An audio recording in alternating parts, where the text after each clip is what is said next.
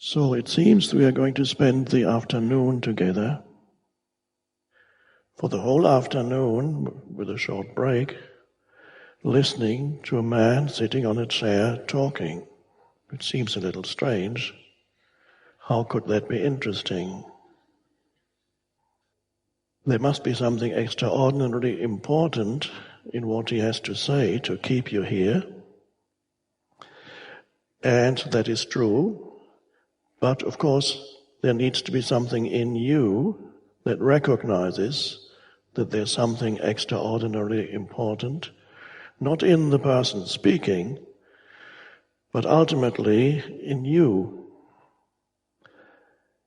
So that recognition needs to be there in you. And that's nothing to do with how much knowledge you have, spiritual knowledge, or accumulated education, or PhDs, or degrees. Nothing to do with that kind of mental faculty. There is another faculty in humans that in most humans on the planet is as yet dormant, and in some, a growing number of humans has awakened. I call it faculty, something, a dimension of consciousness that's different from the prevailing ordinary dimension of consciousness on the planet.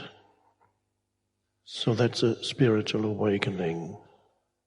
That is the next step in human evolution, because humans have not come to the end of their evolution.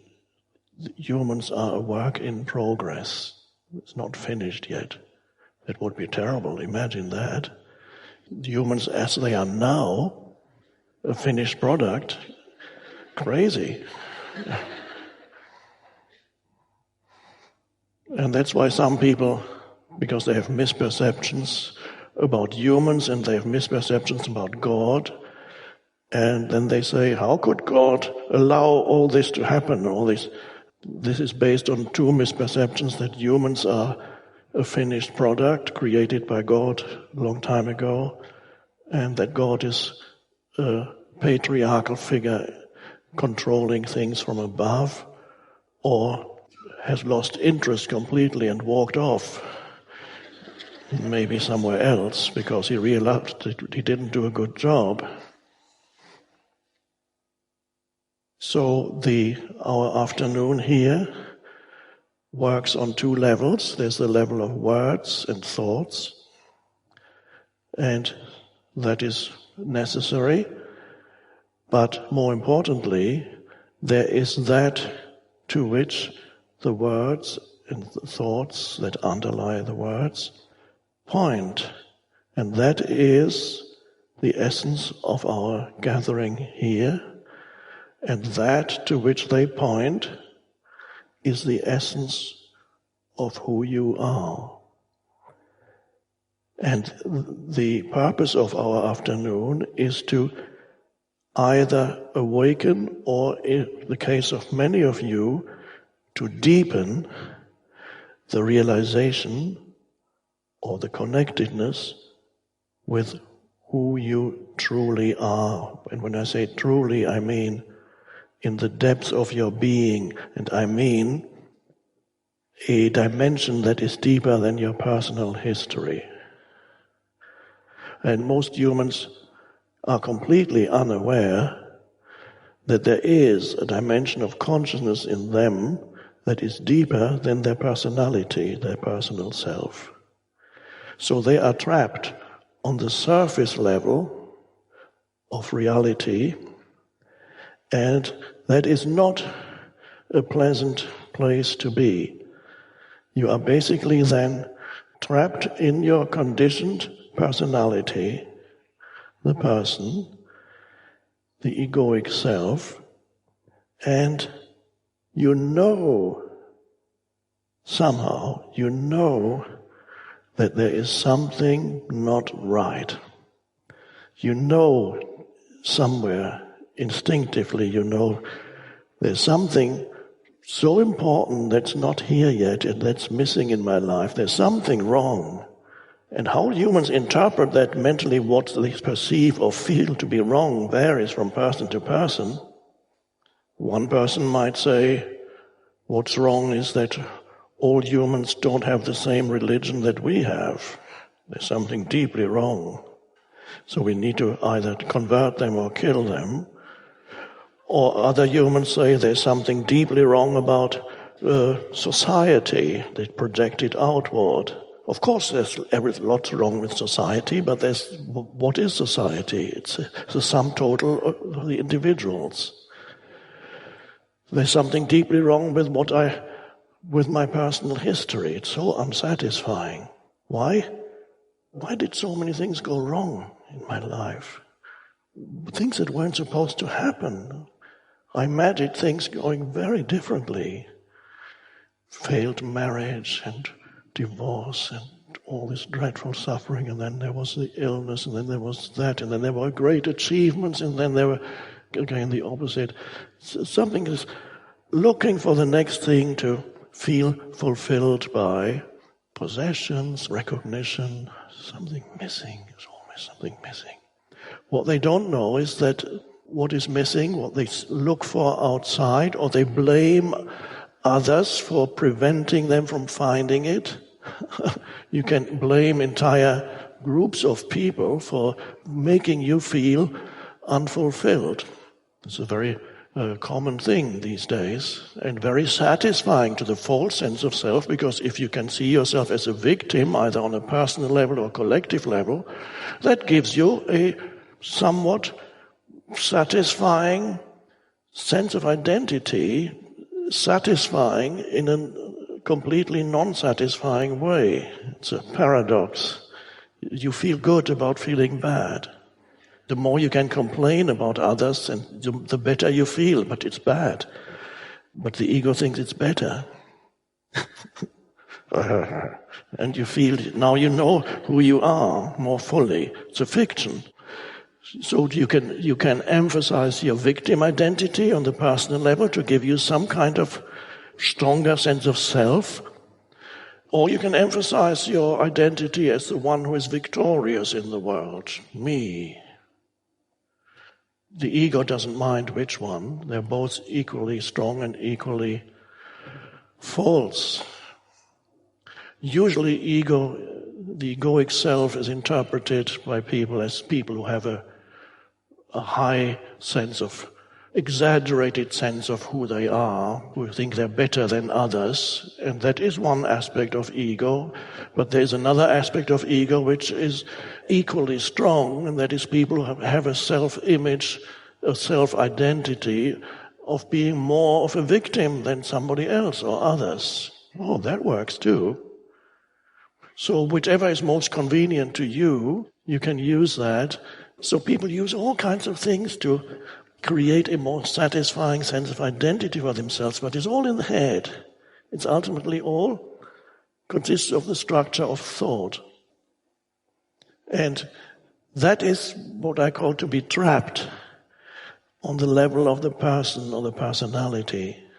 Another way of putting it is to be trapped on the level of form, the form of who you are, which is the physical and the psychological form of who you are, the me and my story, me and my personal history. And then all the conditioning, the opinions and viewpoints and convictions, and through which you interpret everything according to the conditioning of the personality. Then you look at things and you immediately label things and situations and people as they come into your perception. There's the immediate labeling, and you think it's all true. You don't realize that you are looking at reality through a veil of your conditioned mind. And really what you're seeing is the veil of your conditioning, and there's something there behind it, but you can't clearly see it at all. It's a dreadful state to be in, but it's normal. This is why I sometimes say normal equals insane. And this is such a fundamental question. The question of identity is the most important question in your life. Who am I? And you know that it's important. But you don't know where your true identity is, because at school nobody taught you. It should be the most important thing that children are taught. Discover your essence identity. Is that a subject at school? I haven't heard of it, never come across it. So your form identity relies on external things. You compare yourself to others, and according to what is most appropriate, you emphasize those aspects of your form identity where you are a little bit superior to others, and that's where the ego gets in and forms a mental construct. It could be the history of your family, as you come from a family, not so much in the new world here, but in the old world, to some extent, a little bit still in Europe, even more so in some more traditional cultures. You think back, you have your family history, your ancestors, and you have this long line of your ancestors going back, and they're all more important than the rest of the population. And you have come out of this long line of ancestry, and that gives you your identity. You might even have a title. In some countries they still have titles. So you grow up and your 10-year-old girl is told, oh, your name is Lady so-and-so. Oh. Now if you're trapped in that, to get out of that, not easy. You've been given that sense of specialness, and so the main core of your identity lies then in your ancestry. And it can have you in its grip until you're on your deathbed. And you never know that you are trapped in an illusory sense of identity. Now, most people don't have that, but they may have other things. They may have more possessions than others from their family. Or they may have achievements in that they came out of nothing and then they achieved this, that, and then they identify with the material achievements and so on, possessions. And that can give you a great sense of identity too. Never satisfying for long, that's the thing. There's always this element of unsatisfactoriness, of something really important is missing. And even if you have an aristocratic title, Lady Diana, for example, going back, she was not fulfilled by her title and her ancestry, which goes back hundreds of years, but was very unhappy. And this is quite normal. You have that identity, but you're trapped in it, and there's always in the background the unhappiness. And then, of course, you might have a body that's more beautiful than others, then you can focus on that, and that gives you a sense of superiority towards others. And that's temporarily a nice thing. And then as the years pass, a day will come when you look in the mirror and something has changed. That beautiful body has shrunk or expanded, whatever the case may be. I saw the other day in Sydney, walking along the harbour front on a beautiful sunny morning, pleasant, not hot, less warm than it is here, people walking. And there was one man who had taken off his shirt, and he was walking through these crowds of people. And the strange coincidence is that this man, of course, must have been so hot in this weather that he felt compelled to take off his shirt. But by a strange coincidence, he had the most wonderful physique. Extremely muscular, just very impressive. And many people looked, and some tried not to look and just glanced. And you could see how satisfying it was for him to walk through there. So he was lucky that he felt so hot that he had to take off his shirt. And of course, there will have been other ego identities walking and looking at him who felt diminished by looking. It's normal for the ego. It felt diminished. And then looked the other way. I'm not going to look at him. So it's normal for the ego to feel diminished because it always compares itself to others, and then the ego sometimes tries to compensate. Again, you have to arrange your identity somehow. Then it tries to compensate for this diminishment, for example, by saying, by just a few thoughts compensate for the diminishment of the ego, and it's all unconscious thinking. For example, the thoughts go, oh, look at that beach bum there. I bet all he does is hang around the beach every day and surfing, not a thought in his head. Okay, that makes you feel better for a little while. If you're in your big car, you can feel superior towards others, and then others will look. But then there may be a man on a bicycle. He's looking at you in your big car and say, look at this materialist. Whereas I am completely non-attached to these things. And I'm totally happy on my bicycle because I'm beyond these things. That's a very subtle, so-called spiritual ego. You can feel superior because you're more spiritual than others, not realizing that also is a mind-made sense of self, a mind-made identity. Amazing.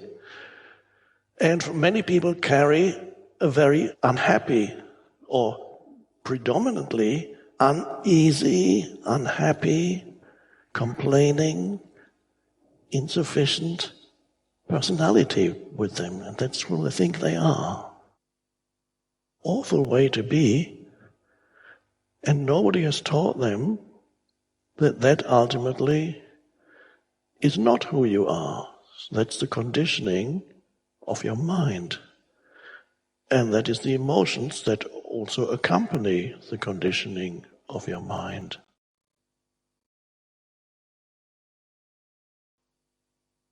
And so the question arises, well, if I'm not that, who am I? And that is the most important question you can ask yourself. Now, in our mainstream culture, they will tell you that that question makes no sense whatsoever, because they believe, obviously, you are your past and you are who you are as a person. They deny that there is anything else. So, as you're here, I would suggest that which is beyond the personality in you has already awakened, and that has brought you here. And that goes far beyond a personal thing. That which is beyond the personality, a dimension of consciousness in you, in the human, that is deeper, you could say higher, but I prefer the term deeper, than the personality and then the continuous stream of thinking, which is the basis for the personality, has already awakened in you and has brought you here. But that goes something beyond the personal. That is something, what has ultimately brought you here is the fact that human consciousness is evolving. And the evolving human consciousness through you has brought you here in order to deepen the awakening. With a few exceptions, there may be some who didn't come of their own free will.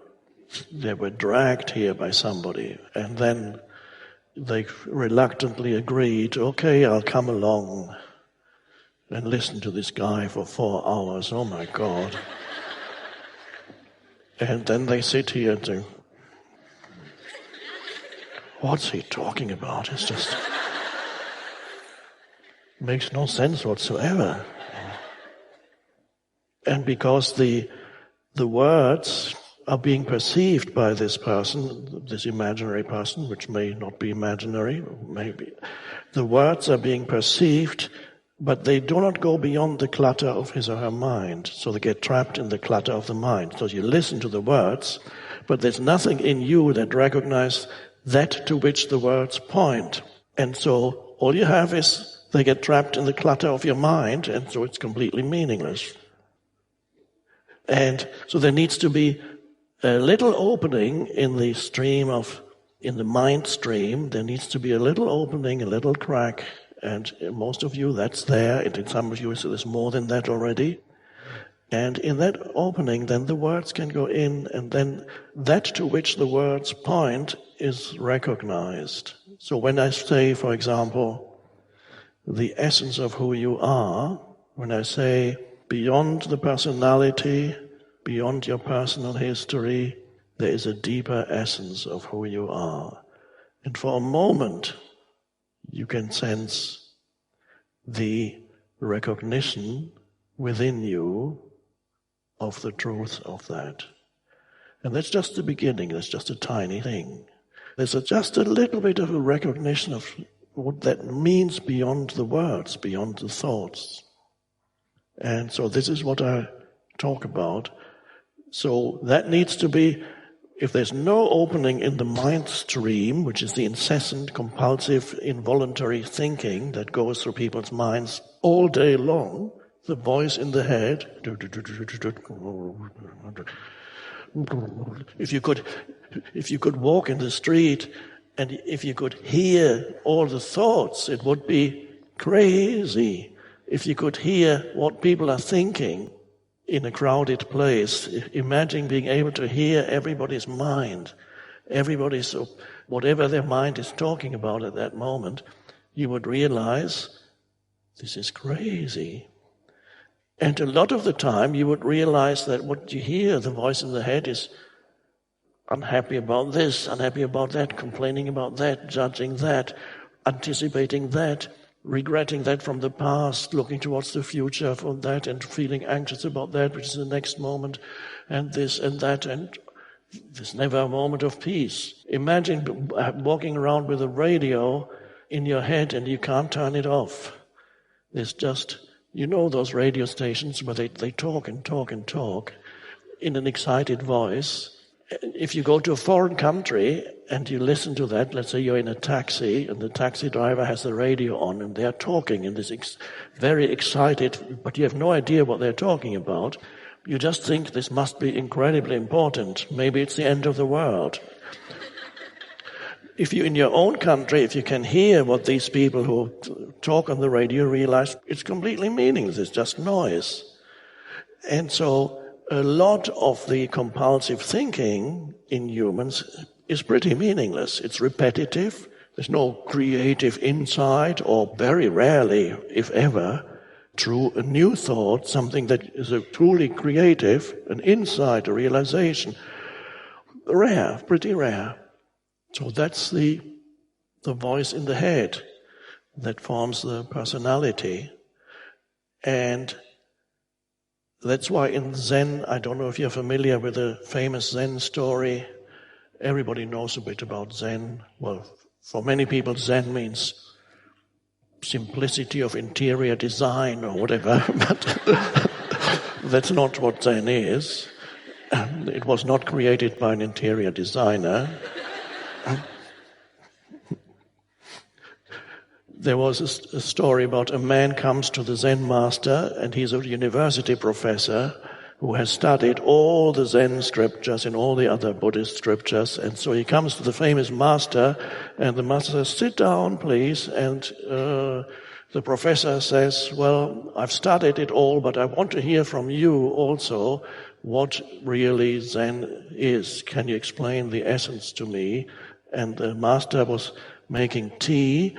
So there was the cup, the professor's cup, and the master took a teapot and started pouring tea into his cup. And he didn't stop pouring, and then the tea overflowed, and the professor was looking, saying, Stop, can't you see the cup is overflowing?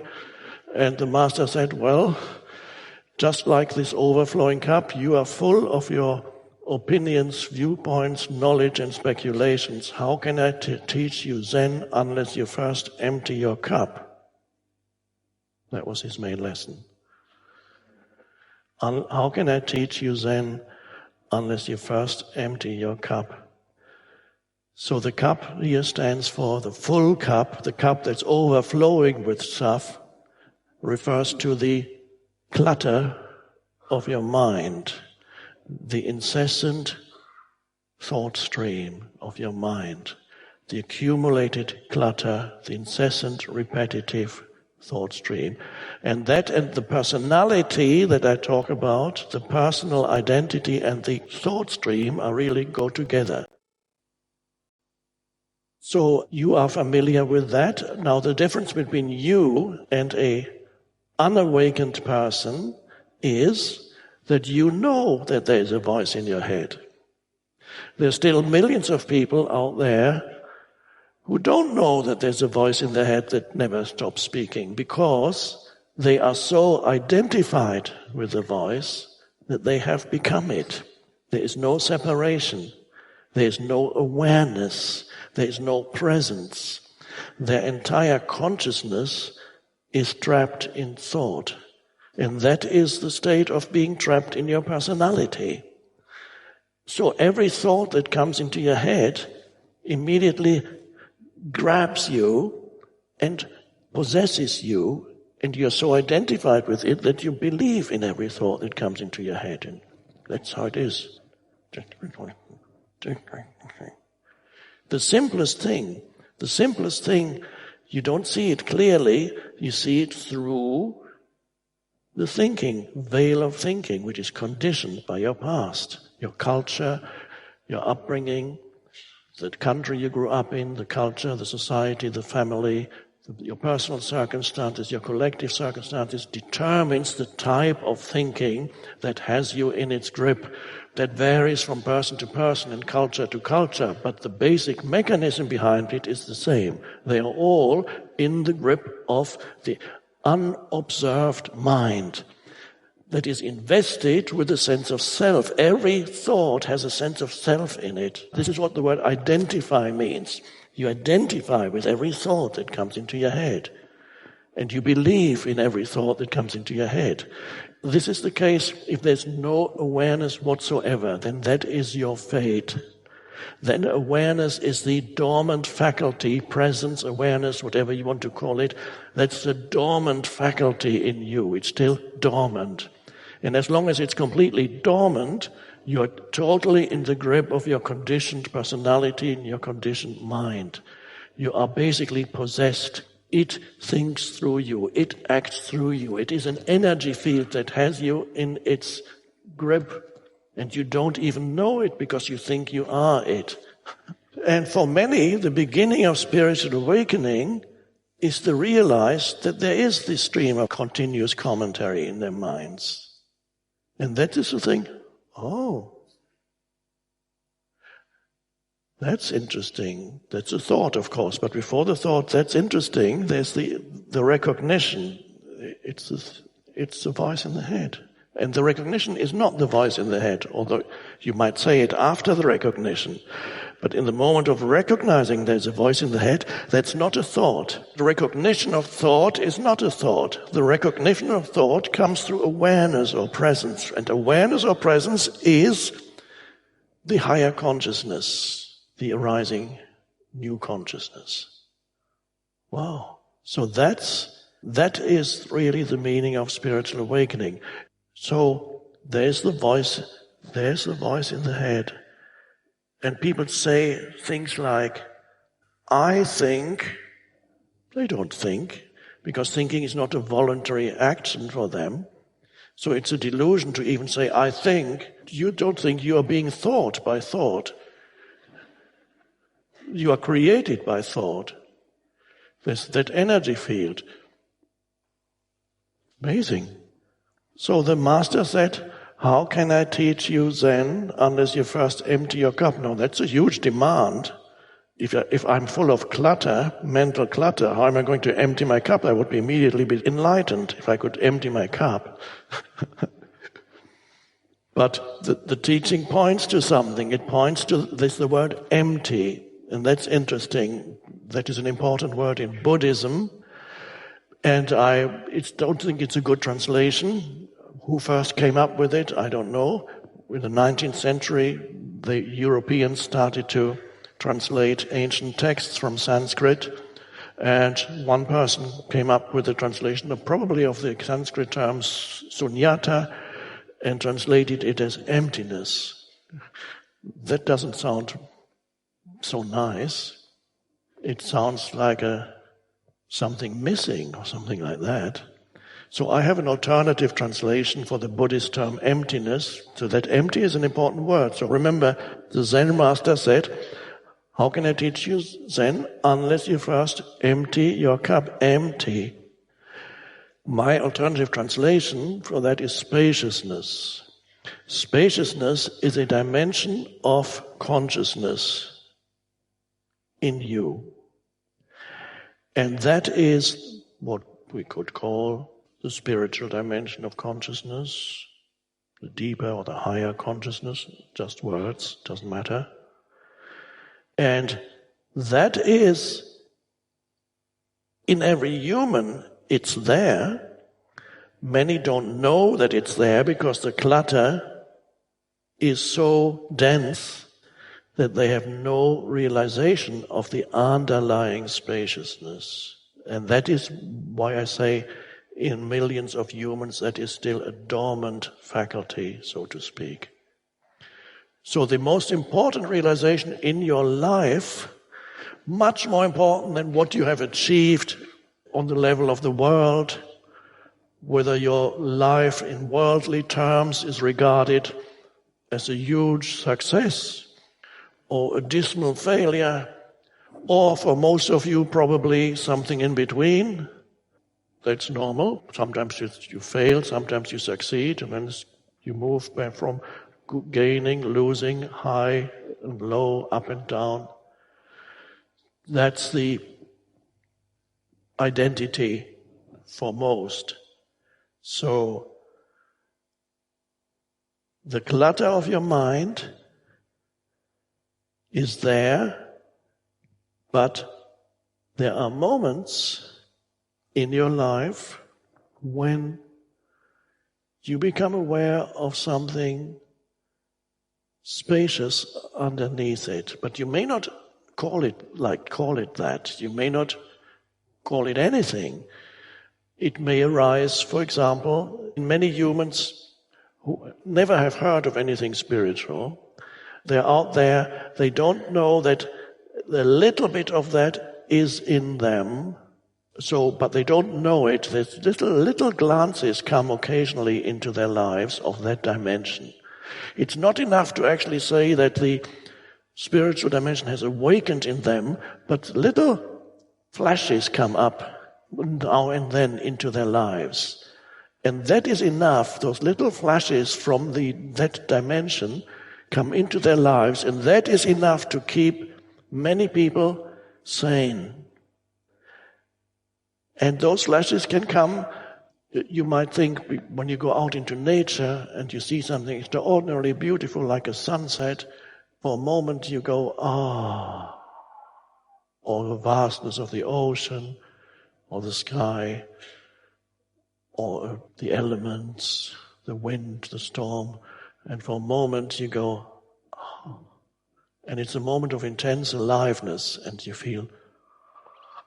And then you may remember that moment a little later. That was such a beautiful moment. Why was it? Yes, maybe what you perceived was beautiful, but you felt something in that moment. You felt a heightened sense of aliveness and a deep peace and connectedness with being, so to speak. You see, why?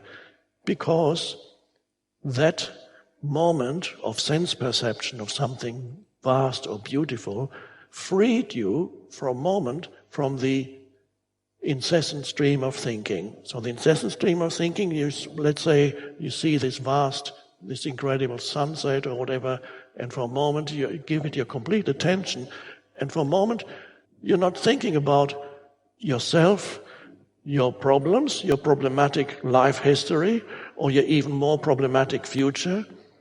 You're not thinking about anything. For a moment, the stream of thinking subsides, and it goes